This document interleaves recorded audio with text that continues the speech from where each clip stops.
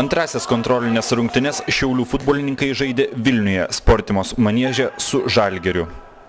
Jose šiauliečių gretose žaidė dar du futbolininkai dalyvaujantis peržiūroje – gynėjas latvis Nuris Bulvitis ir ukrainietis Vladimir Jaroščiuk. Žalgiriečiai rungtyniavo kiek aktyviau ir tiksliau. Šiaulių futbolininkams po sunkios treniruočių savaitės sunkiai sekėsi regzti atakas. Šiose rungtynėse vėl neapsieita be traumų. Pačioje jų pradžioje susidūręs su varžovu traumą patyrė Šiaulių vartininkas Ingus Lukovičius. Jam prireikė medikų pagalbos. Kol kas neaišku, kada Ingus galės grįžti į aikštę. Šiauliečiams nepavyko įmušti Žalgiriui, nors progų susikūrė tiek pirmajame, tiek ir antrajame kėlinyje. Tačiau pritrūkdavo tikslaus paskutinio smūgio. Tuo tarpu Žalgirio futbolininkams nuginkluoti Tadą Simaitį pavyko 2 kartus. Pirmasis tai padarė Žalgirio moldavas Julian Bursuk, tiksliai pasiuntęs kamuolį į vartus iš baudos aikštelės prieigų. Netrukus rezultatą išlyginti galėjo Nauris Bulvitis, tačiau smūgiavo netiksliai.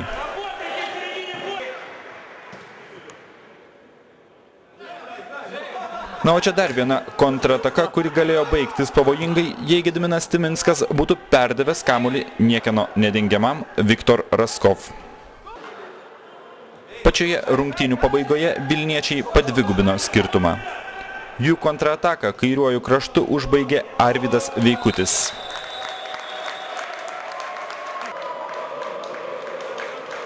Rungtynės taip ir baigėsi 0-2. Šiaulių trenerio komentaras. Treneri, kaip vertinate šios dienos rungtynės su Vilniaus Žalgiriu?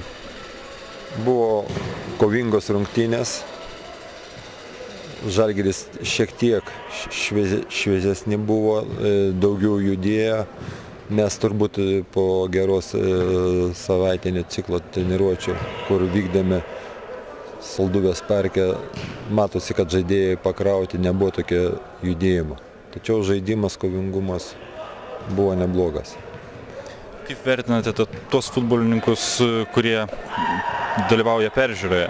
Šiandien buvo atvykę dar 2 nauji be vieno, jau kuris žaidė su Ventspiliu, Kiril Jelkin.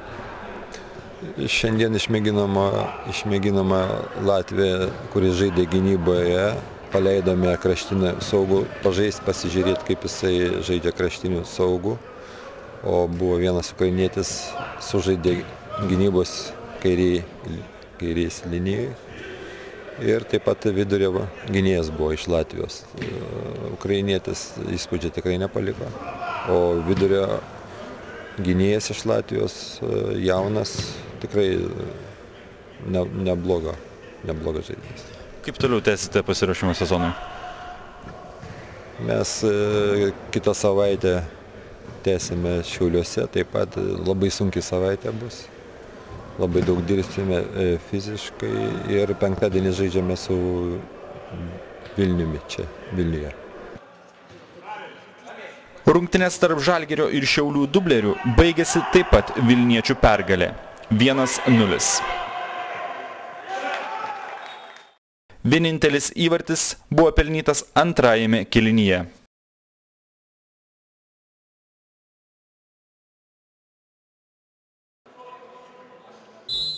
Dar nuo vieno įvarčio šiauliečius išgelbėjo Šarūnas Jurevičius, atrėmęs 11 metrų baudinį.